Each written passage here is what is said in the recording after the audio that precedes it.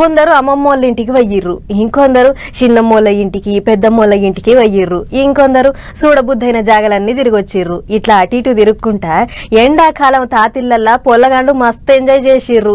మొత్తానికి సెలవులు ఒడిసి బుధవారం సంధి బళ్ళు చాలైనాయి. దీంతోని పొల్లగాండ్లు మళ్ళా బడిబాట పట్టాల్సిన సమయం రానే వచ్చింది. మరి తొలుత దినం నాడు పొల్లగాండ్లు బళ్ళకి ఎట్లా వయ్యిర్రు, సర్కార్ వాళ్ళ కోసం ఏమేం సవలతులు చేస్తుందో ఒక్కసారి అట్లా పోయి చూద్దాం పారి.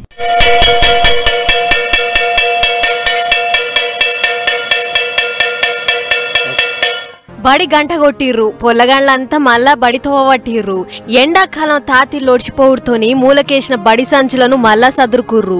బళ్ళె కూడా శివాంట తెరుచుడని మామిడాకులు గట్టి ముద్దుగా తయారు చేసిర్రు.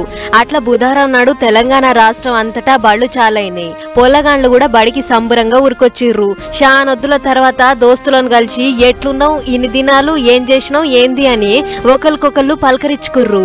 మరి ఇంటికాడ ఉండి ఉండి యాద్ మర్చిర్రో ఏం పాడో అని ఓ దమ్ము వ్యాయామం కూడా చేపిచ్చిర్రు.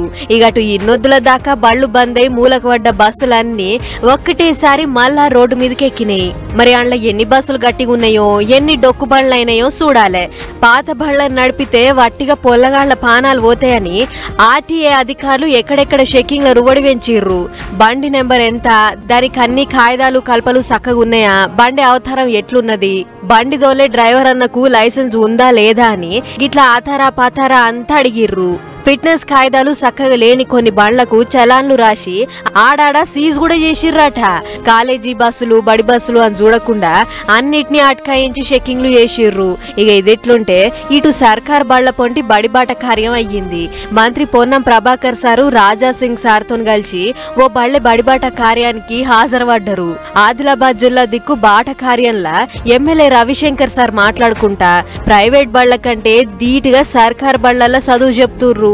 చదువు ఒకటే కాదు, బుక్కులు కాఫీలు బట్టలు గిట్ల సాకులం ఇస్తారు కాబట్టి దయచేసి మీ పిల్లలందరినీ సర్కార్ బళ్ళకే తోలుర్రి అన్నట్లు చెప్పిండు. గిట్ల బళ్ళు తెరిచిన మొదటి దినం అంతా పండగ లెక్కనే సాగింది. సరే మరి అంత బానే ఉంది గాని జనాలకు సర్కార్ ఇస్తున్న ఇండ్లు కావాలి, సర్కార్ ఇస్తున్న పింఛన్లు కావాలి, సర్కార్ ఇస్తున్న బియ్యము ఉప్పు పప్పులు పథకాలు కావాలి గాని సర్కార్ చెప్పే చదువు ఎందుకొద్దు? పథకాలు తీసుకునే కాడ ఉన్న శ్రద్ధ పొల్లగాండ్లకు సర్కార్ బడికి పంపుట్ల ఎందుకు లేదు అని అంటూ రుగ్గి ముచ్చట చూసిన కొంతమంది పబ్లిక్.